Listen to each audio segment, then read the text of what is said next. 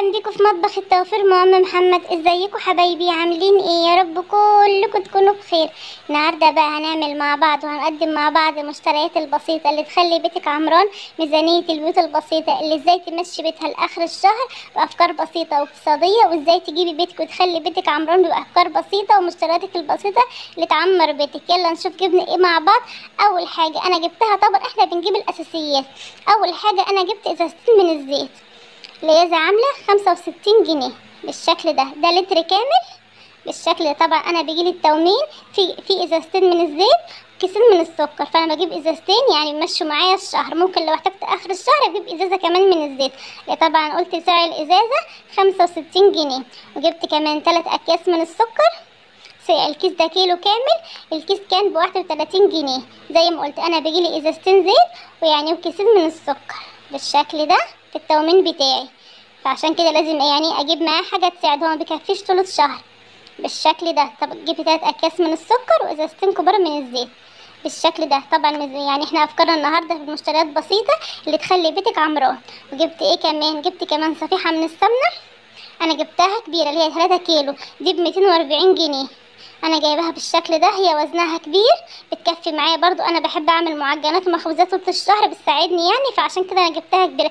دي وزنها 3 كيلو 240 جنيه. وجبت كمان عندي المكرونه بقى، انا بجيب المكرونه سايبه. جبت نص كيلو لسان العصفور ونص كيلو من الشعريه.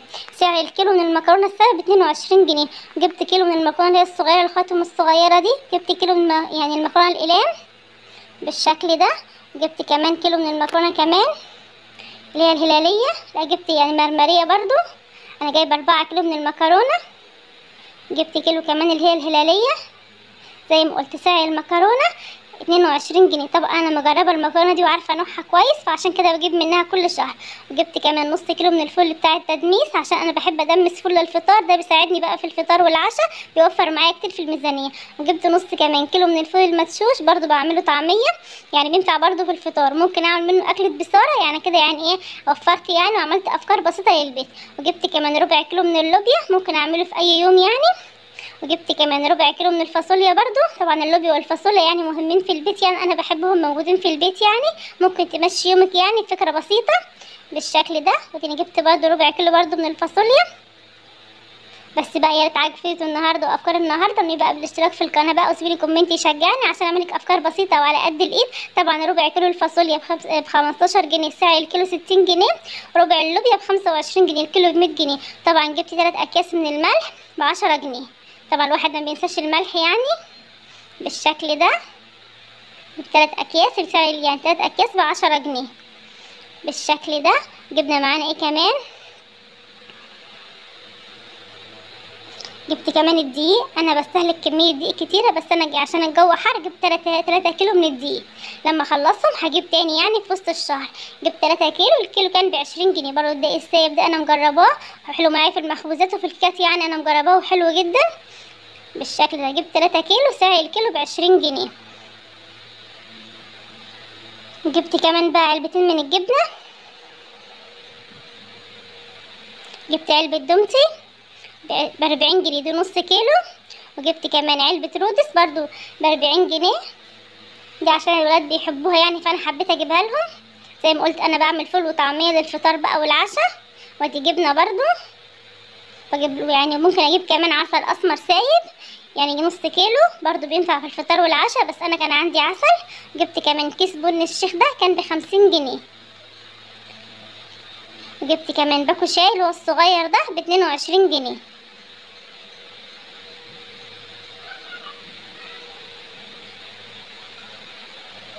وجبت كمان كيسين من الجيلي، واحد جيلي فراولة وواحد جيلي مشمش. سعر الكيس منهم 15 جنيه. بحب اعمل حاجات حلوة للولاد يعني. جبت كمان ب10 جنيه من النشا بالشكل ده، يعني تعملوا حاجة حلوة في وسط الاسبوع بالشكل ده. دي بقى مشتريات البسيطة يعني للخزين البيتي، اساسيات يعني ميزانية بسيطة لتخلي بيتك عمران. دلوقتي بقى هنشوف برضو المنظفات مع بعض. انا برضو جبت المنظفات.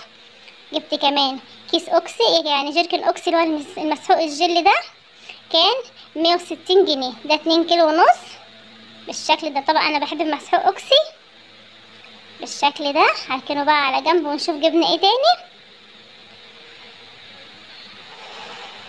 وجبت كمان مناديل للمطبخ، دول 6 ب50 جنيه. انا بحب المناديل في المطبخ، بحب استخدمها يعني فبجيبها. طبعا دول بيكفوني يعني شهرين بالشكل ده. وجبت كمان جيركن الشاور جيل